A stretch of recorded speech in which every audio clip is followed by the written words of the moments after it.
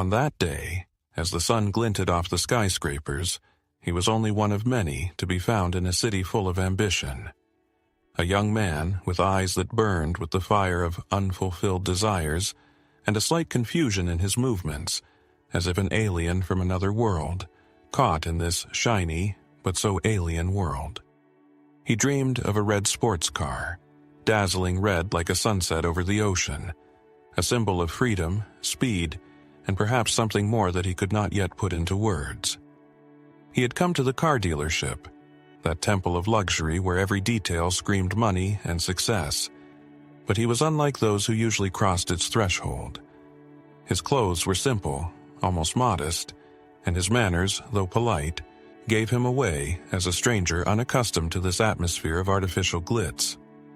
In his hands, he held a wad of cash, as if it were something incredibly important, something that could bring him closer to his dream.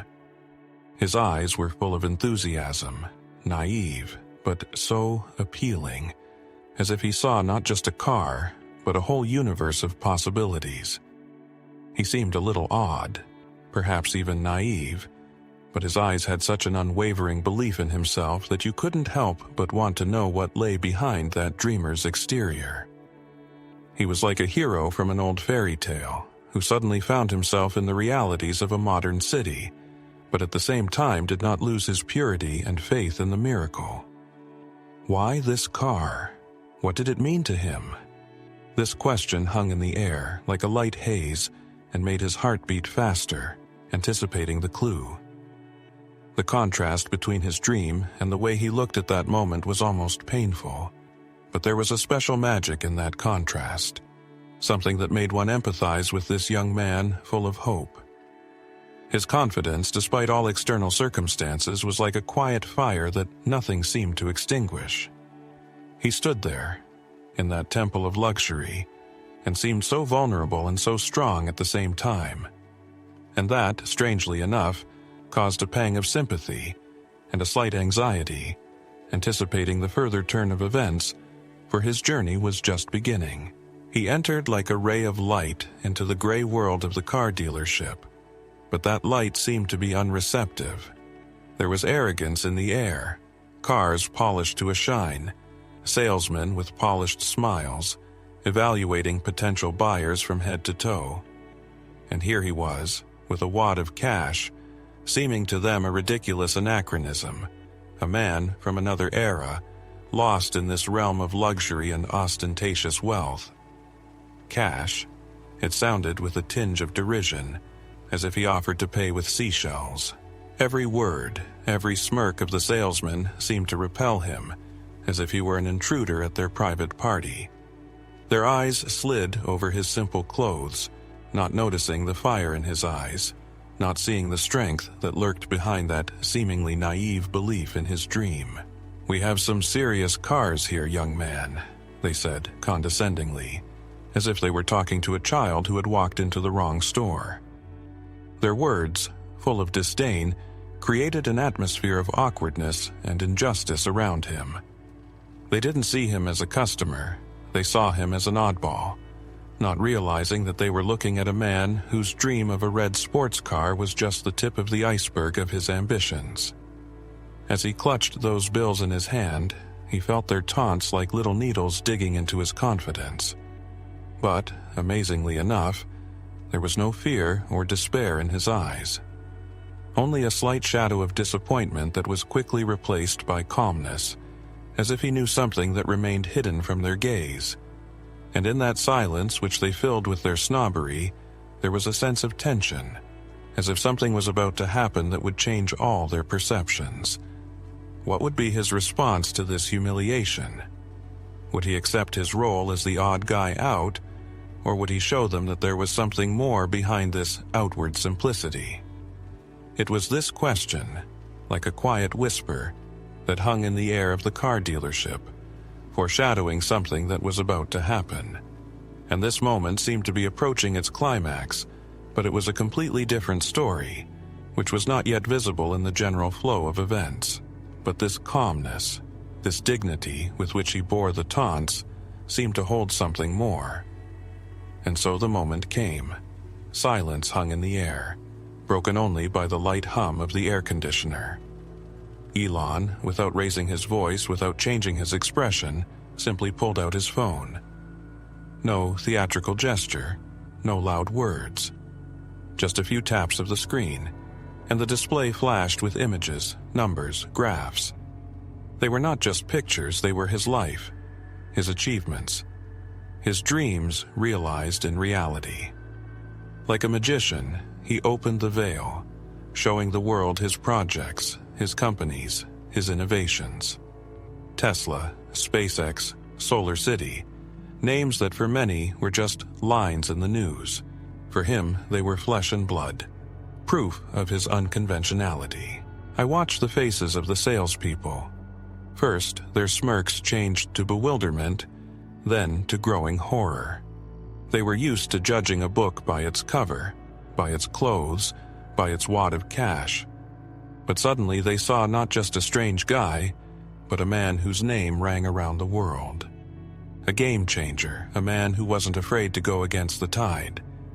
Their gazes darted from the phone screen to Elon, and in those gazes there was not only surprise, but something akin to remorse. They had just mocked not just a customer, they had mocked a genius, a visionary, a man whose willpower and persistence seemed to move mountains. The whole scene, like a frame from a movie, was imprinted in my memory. The tension reached its peak when Elon calmly, without a hint of triumph, returned the phone to his pocket. He didn't say anything, didn't demand an apology, didn't gloat.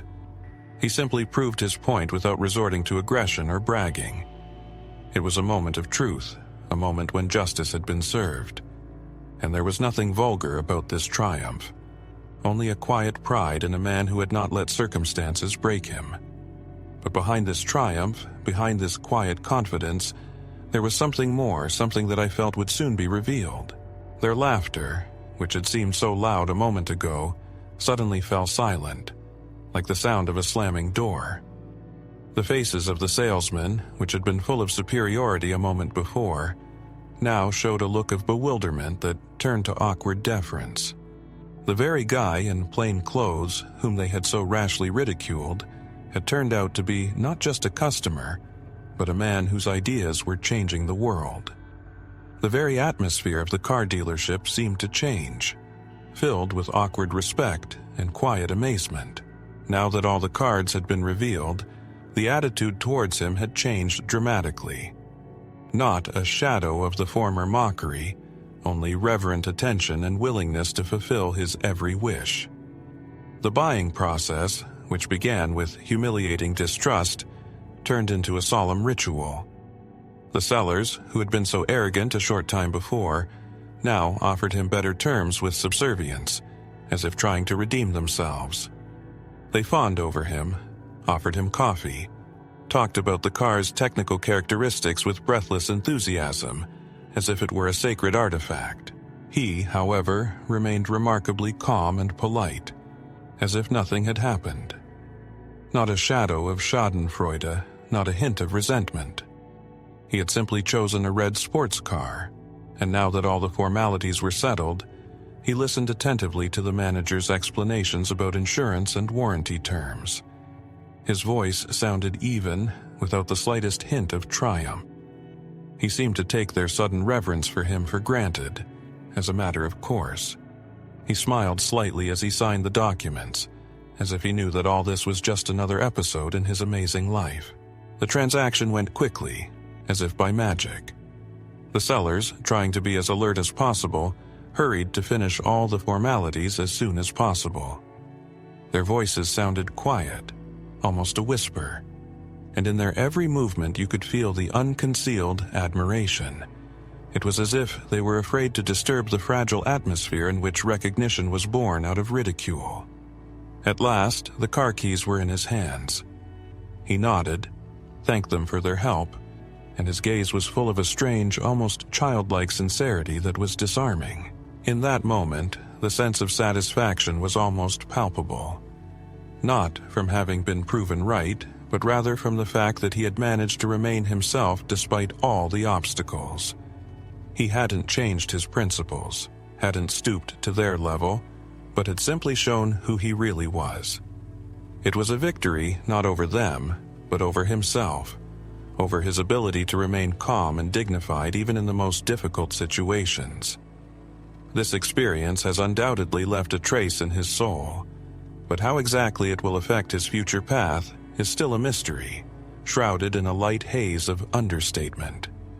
After all, in fact, it was only one facet of his multifaceted personality, and now he sits behind the wheel of his scarlet sports car, as if inscribed in the very fabric of the dream.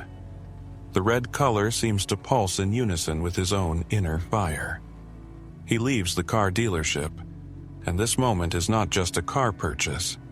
It's a symbol that the impossible is possible if you don't let other people's views and doubts define your path.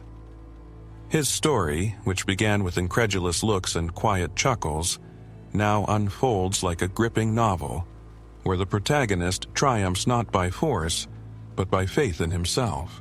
This episode, seemingly so insignificant in the scale of his grand plans, was a lesson of sorts for him. He must have been once again convinced that the outer shell is only a mask, and the true value of a man lies in his ideas, in his aspirations, and in his ability to create. A barely perceptible smile touches his lips as he recalls the bewildered faces of those who a moment ago looked down on him. But there is no gloating in his gaze, only a slight irony and some quiet wisdom. He doesn't try to prove his point, he just lives, breathes, creates. And this story is not only about Elon Musk, it's about all of us. How often we let other people's opinions, prejudices, stereotypes limit us. How easily we are willing to believe that our dreams are too big, too audacious, too impossible. But this episode shows that true strength is within us, in our confidence, in our perseverance, and in our unwavering belief that we can. Let yourself imagine for a moment as he drives away, blending into the sunset sky, leaving behind a plume of dust and admiration. His car is not just a means of transportation, it is a manifesto of his freedom, his ambition, and his right to be himself. And every time you doubt your own strength, remember this image, this story. Remember how he, a young man in simple clothes, came after his dream and did not give up, even when he was ridiculed. This story is not the finale. It is only the beginning of his triumphant march to the stars, the beginning of his impact on the world. And perhaps it is also the beginning of your own journey. This story may inspire you to reconsider your views, cast aside your doubts, and take action. After all, each of us is capable of more than we think. And perhaps somewhere in the depths of each of us there is a red sports car waiting for its time. And, of course, this story goes beyond just this purchase. It opens the door to a world where dreams become reality, where courage is rewarded and the boundaries of the possible are constantly expanding.